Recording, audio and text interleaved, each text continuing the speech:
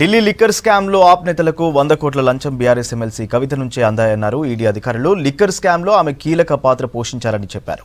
మరోవైపు దర్యాప్తు సంస్థలు తనపై ఎలాంటి చర్యలు తీసుకోవద్దంటూ కవిత వేసిన పిటిషన్ ఇవాళ సుప్రీంకోర్టులో విచారణకు రానుంది.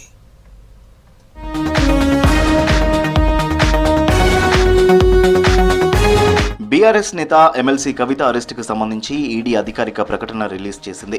లిక్కర్ పాలసీకి అరవింద్ కేజ్రీవాల్, మనీష్ సిసోడియాలతో కలిసి కుట్ర చేసినట్లు తెలిపింది. కవిత ఇంట్లో సోదాలు చేస్తుండగా కవిత బంధువులు ఆటంకం కల్పించారని ట్విట్టర్లో పోస్ట్ చేశారు ఈడీ అధికారులు. కవిత ఆప్ లీడర్లతో కలిసి లిక్కర్ పాలసీని లీక్ చేశారని తెలిపారు. 100 కోట్లను అక్రమంగా ఆప్ నేతలకు చేర్చారని తెలిపారు ఈడీ అధికారులు. లిక్కర్ కేసులో ఇప్పటివరకు 15 మందిని అరెస్టు చేశామని, 128 కోట్ల 79 లక్షలు సీజ్ చేశామని చెప్పారు. సుప్రీంకోర్టులో కోర్టు ధిక్కరణ పిటిషన్ దాఖలు చేశారు కవిత తరఫు న్యాయవాది. సుప్రీంకోర్టులో కేసు విచారణ జరుగుతుండగానే ఈడీ అరెస్టు చేసినట్లు పిటిషన్లో తెలిపారు. గతంలో విచారణ సందర్భంగా సమన్లు జారీ చేయబోమని కోర్టుకు చెప్పి అక్రమంగా అరెస్టు చేశారన్నారు.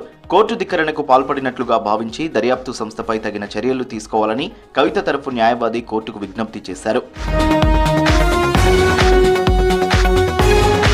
లిక్కర్ స్కామ్లో దర్యాప్తు సంస్థలు తనపై ఎలాంటి బలవంతపు చర్యలు తీసుకోకుండా ఉండాలంటూ కవిత గతంలో వేసిన పిటిషన్ ఇవాళ సుప్రీంకోర్టు ముందుకు రానుంది. దాదాపు ఏడాది కాలంగా ఈ కేసు విచారణ వాయిదా పడుతోంది. తాజాగా ఈ నెల 15న పిటిషన్ను విచారించి కేసును వాయిదా వేసింది సుప్రీం బెంచ్. అదే రోజు మధ్యాహ్నం కవిత నివాసంలో సోదాలు నిర్వహించి ఆమెను అరెస్ట్ చేశారు ఈడీ అధికారులు. లిక్కర్ స్కామ్ లో రెండో రోజు కవితను విచారించారు ఈడీ అధికారులు.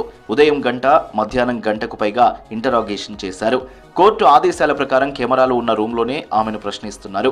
లిక్కర్ పాలసీ రూపకల్పన, అమలు వంటి అంశాలపై ఆరా తీసినట్టు సమాచారం. గతంలో సిబిఐ అధికారులు సాక్షిగా మాత్రమే కవిత స్టేట్మెంట్ రికార్డ్ చేశారు. ఇప్పుడు నిందితురాలుగా నిర్ధారించిన ఈడీ అధికారులు ఆప్ నేతలతో సంబంధాలపై ప్రశ్నిస్తున్నట్టు తెలుస్తోంది. కేజ్రీవాల్, మనీష్ సిసోడియాను కలిశారా? విజయ్ నాయర్తో ఉన్న సంబంధం ఏంటి? సౌత్ గ్రూప్ లో భాగస్వామ్యం ఉందా అన్న కోణంలో విచారించినట్టు సమాచారం. హవాలా రూపంలో చేతులు మారిన 100 కోట్లపై ప్రశ్నించినట్టు తెలుస్తోంది.